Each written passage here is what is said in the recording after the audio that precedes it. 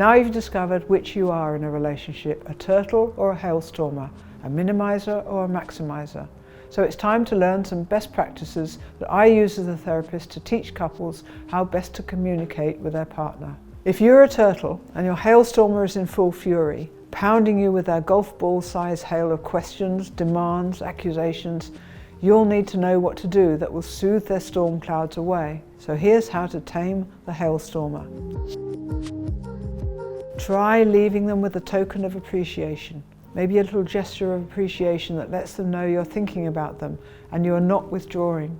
It may be flowers or a kind note or an SMS or a favourite snack. Anything that helps them realise that in this relationship you are there, you're not thinking of leaving it. Secondly, you might ask them, what's going on for you?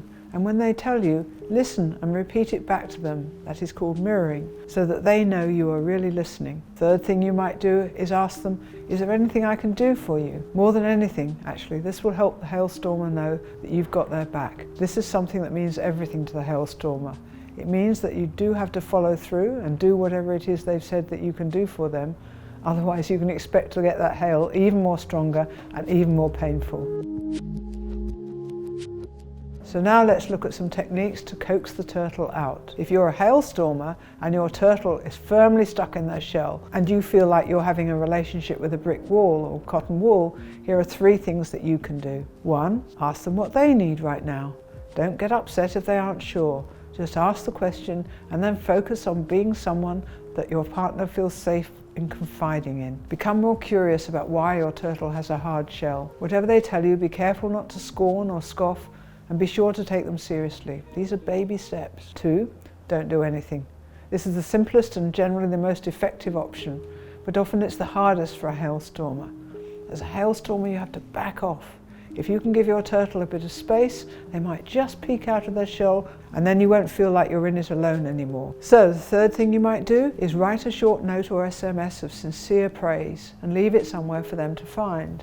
This reminds the turtle that they are appreciated, you are reaching out in the gentlest way and most least threatening way that you can. The thing is that whatever the problem, start talking. The pair of you, start talking. What we've talked about today is really useful. I'm getting you going, thinking about the underlying emotions and what's really going on for you and your partner. So now what I'm going to do is teach you in a very safe way to have a conversation, and Jack and Jill are going to demonstrate it for you. First, choose who will be the sender and who will be the receiver. It's the sender's job to send information to the receiver in short chunks because we have an 8-second short-term memory. The receiver has to mentally cross the bridge into the sender's world and just mirror back what they hear them say without any reaction or interpretation. Just use the same words. Second, pick a topic. The sender decides what they'd like the dialogue to be about, and the receiver will have the opportunity afterwards to respond or talk about something else that's bothering them. Third thing is ask for time to have a conversation. It doesn't have to be right there and then, but it should be within 24 hours. The sender should say, I'd like to have a conversation with you about whatever it is, and is now a good time? And the receiver should respond with either yes or with a time that would suit them better, and make an agreement to have that conversation then. Then, step 2, the sender sends a message. The sender sends their message about the frustration or issue clearly and kindly. The receiver mirrors what they hear, stopping them with a raised hand signal like that if they're getting overloaded. They should do the same word that the sender uses. If the sender runs out of things to say, the receiver can say, is there more? This continues until the sender feels fully heard and feels they have nothing more to add. In the Imago therapy room, the therapist will prompt with lead lines or suggestions of what they might say next and where the conversation might go. Then, step 3, the receiver summarizes. The receiver summarizes what they have heard in their own words. They try and echo back the essence, the absolute essence of what's been said by the sender, and then ask, did I get everything?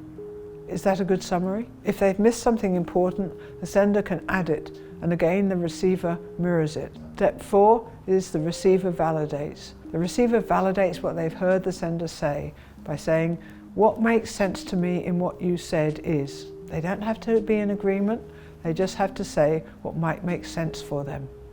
Then we move on to step 5, which is the receiver empathizes. The receiver empathizes with how they think the sender must have been feeling over this issue. There are 4 top feelings: sad, angry, happy and fearful, but I'm sure you can think of many others. Sender might correct the receiver and give other feelings that they have. And finally, step 6 is to swap roles. Once the sender is happy that the receiver's got everything they said and believes that the receiver understands how they feel, the couple swaps and the sender becomes the receiver and the receiver becomes the sender. The new sender may start by saying, "What came up for me while you were speaking?" or "I'd like to respond to that by saying," or they could start with a completely different topic. This script is attached to this module as a download for you to refer to. I would encourage you to print it out and practice with your partner in order to get the most out of this module. I know that it's one thing to listen to these lessons and another thing to put them into practice. But the more that you practice, the more natural this healthy behaviour will become. This listening, this mirroring.